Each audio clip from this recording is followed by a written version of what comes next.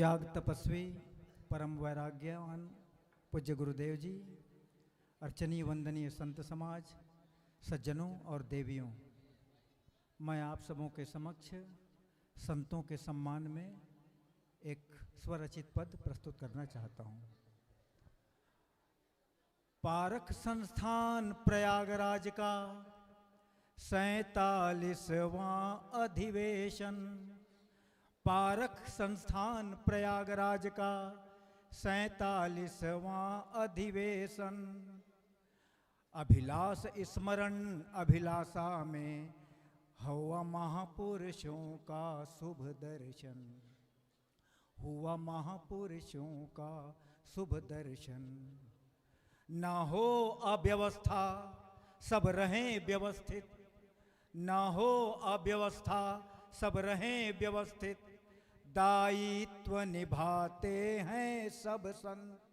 दायित्व निभाते हैं सब संत। शुचिता और शुद्धता के प्रतीक ये। शुचिता और शुद्धता के प्रतीक ये। प्रत्यक्ष देख लो आप श्रीमंत। प्रत्यक्ष देख लो आप श्रीमंत। लाइट माइक पेंडाल व्यवस्था। लाइट माइक पेंडाल व्यवस्था। धनंजय करमचंद और रमेश। पारंगत तो ये सदा से हैं, सजाते हैं पूरा परिवेश। सजाते हैं पूरा परिवेश। आवास भोजन सतेंद्र कृपा शरण जी। आवास भोजन सतेंद्र कृपा शरण जी। खूब रखते हम पर ध्यान। खूब रखते हम पर ध्यान। नल जल शौचालय वीरेंद्र जी देखते। करते हैं सबका सम्मान। करते हैं सबका सम्मान। पुस्तकालय चूड़ामणि जी। पुस्तकालय चूड़ामणि जी।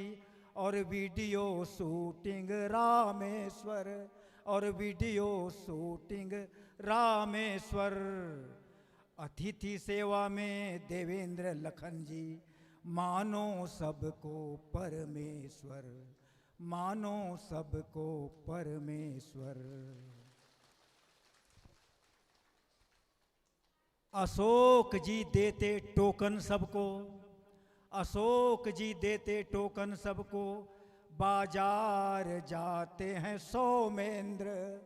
बाजार जाते हैं सौमेंद्र। कार्यालय गुरुक्षेम गुरुवेंद्र विवेक जी। कार्यालय गुरुक्षेम गुरुवेंद्र विवेक जी। और स्वास्थ्य विभाग में है पूर्णेंद्र। स्वास्थ्य विभाग में है पूर्णेंद्र। सुरक्षा का ध्यान रखते पुनीत दीनानाथ भरत जी। सुरक्षा का ध्यान रखते पुनीत दीनानाथ भरत जी। कोठारी बने हैं श्री चेतन। कोठारी बने हैं श्री चेतन। और भोजन पारस रमेश जितेंद्र हरेंद्र निभाते। भोजन पारस रमेश जितेंद्र हरेंद्र निभाते। प्रेम से पाते सब भक्तन। प्रेम से पाते सब भक्तन। मंच विभूषण गुरुभूषण जी। मंच विभूषण गुरुभूषण जी। हम सब की सुधि लेते हैं। हम सब की सुधि लेते हैं। सद्गुरु का ज्ञान ध्यान अवगाहन। जो चाहिए सो देते हैं। जो चाहिए सो देते हैं। सद्गुरु की सेवा में शुभेंद्र मुनीन्द्र हीरेंद्र सेवा करे। शुभेंद्र मुनीन्द्र हीरेंद्र सेवा करे। सतगुरु दीन दयाल। और निज जन जानी शरण में राखो। बिनती करत रिसाल। निज जन जानी शरण में राखो। बिनती करत रिसाल। इतना कहकर मैं अपनी वाणी को विराम देता हूँ। साहेब बंदगी साहेब।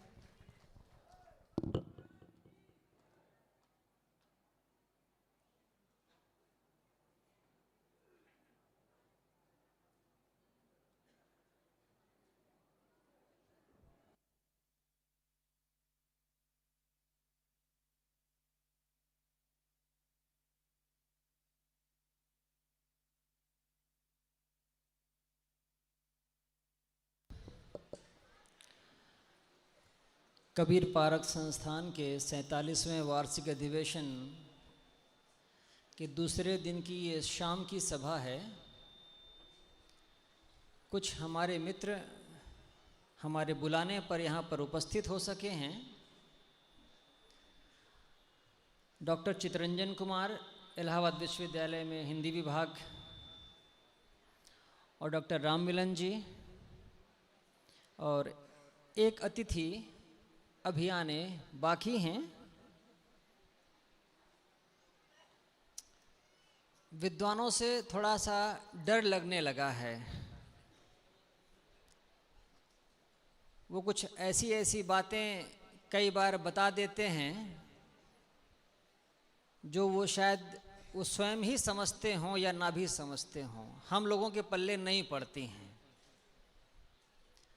और हम ठहरे साधारण लोग बुद्धि पर बहुत जीते नहीं हैं।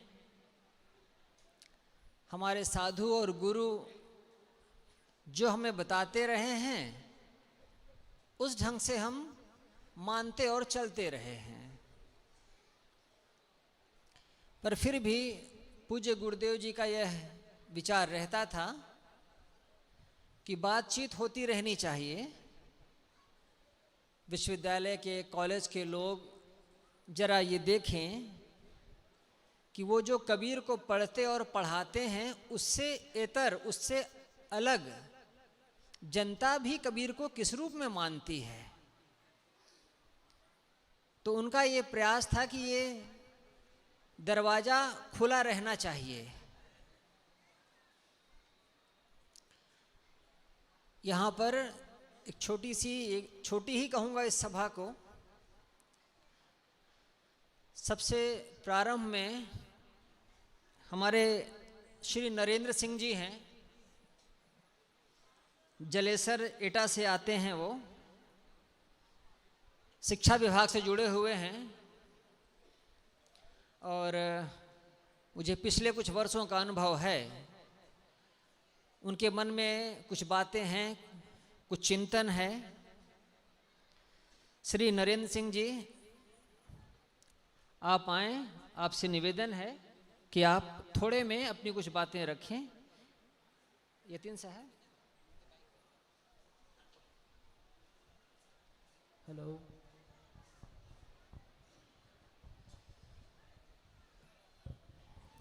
हेलो नरेंद्र सर, 10 मिनट, 8 से 10 मिनट।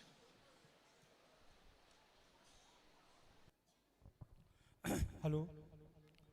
भारत की सभ्यता संस्कृति को जीवित रखने वाले परम पूज्य संत समाज, भीष्म पितामह जैसे मेरे बुजुर्गों, राम, कृष्ण, अरस्तु, सुकरात, गांधी, कबीर, अबलहा साहब जैसे महापुरुषों को जन्म देने वाली मेरी माताएं, लक्ष्मीबाई जैसी मेरी बहनों, भरत जैसे मेरे भाइयों, वीर मन्नू जैसे मेरे प्रिय बच्चों, मैं इस वार्षिक 47वें अधिवेशन में प्रयागराज की वसुंधरा पर आप सबके चरणों को कोट कोट वंदन, कोट कोट नमन करता हूँ। एकता से राष्ट्र का निर्माण होता है, एकता से राष्ट्र का निर्माण होता है, प्रेम से देश का कल्याण होता है। इस नेक के दीप जलाओ, आज घर घर में प्रेम ही आज़ादी का पैगाम होता है, प्रेम ही आज़ादी का पैगाम होता है। मनुष्य एक दीपक है और एक ऐसा दीपक जिसमें उसकी माटी भी है और ज्योति भी है। मनुष्य स्वयं एक मंदिर है और एक ऐसा मंदिर जिसमें उसका पूजा घर भी है और उसका देवता भी है। मनुष्य के लिए एक और संसार का मार्ग है, दूसरी ओर निर्वाण का मार्ग। जिस मनुष्य को माटी के दिए में केवल माटी दिखाई देती है, उसे संसार में उसके हाथ में केवल माटी ही हाथ लगती है। जिस मनुष्य को मंदिर में केवल मंदिर की सुंदरता दिखाई देती है, तो उसके हाथ में केवल मंदिर लगता है। जिस व्यक्ति की अंतर्दृष्टि दिया की ज्योति पर केंद्रित हो जाती है,